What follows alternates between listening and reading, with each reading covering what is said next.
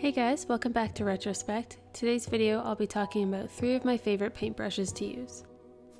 I'm going to be doing a small sort of experimental abstract piece in my sketchbook, so it's mostly to demonstrate the uses of the different brushes. The first brush is the Winsor Newton Series 7 Sable brush. This is my most expensive brush. I bought it when I used to work at an art store at a discount, and it came in a set of 4, and that was pretty expensive. The Winsor Newton website lists this size at $32, but I didn't pay that much for it.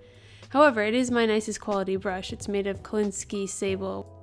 The anatomy of the brush, the tip is quite fine, so you can get really nice precise lines like that, but the belly of the brush, the middle part in the bristles, holds a lot of fluid, so you can really build up paint as you see and get nice thick strokes or really thin strokes.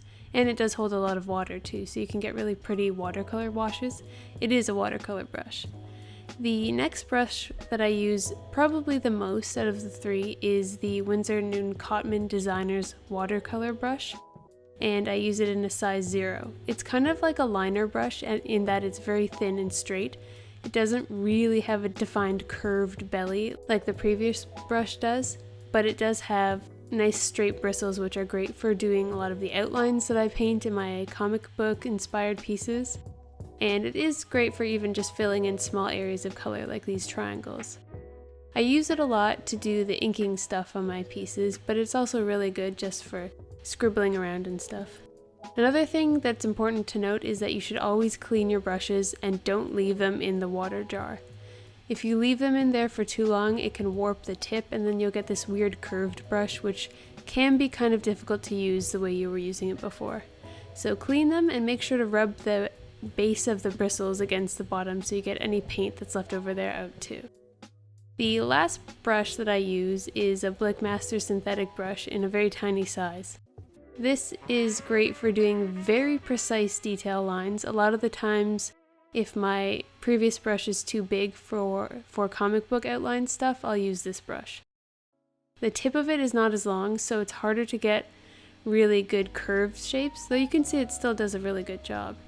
I don't reach for this one as much, mostly just because I find that the previous 2 will do a lot of its work before I need to use it.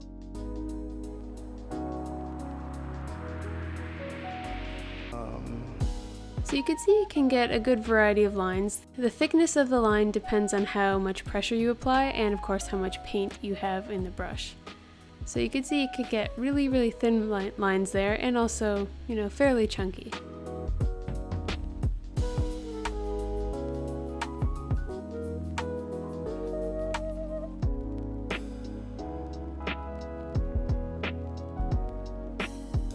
And here's the Winsor Newton Series 7 again, and you can see just how much paint is in that brush. Like, it really leaves quite a watercolor style effect. Even though I'm painting with gouache, this brush is really great for emulating watercolor styles with a different paint.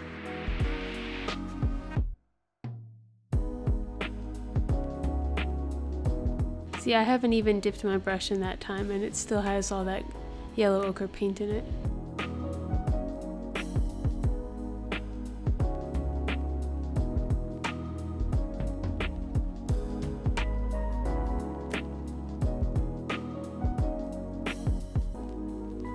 I also use this brush a lot in my larger paintings when there's a bigger field of color that I want to be all flat color. It's really good for creating an even flooded effect, which I've referenced in my other videos. It makes nice smooth paint surface because the bristles are very soft, so it doesn't give you any of that weird streaky look.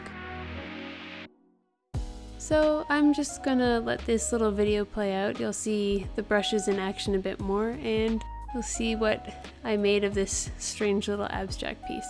I hope you've enjoyed it. I'll see you in the next one. Bye!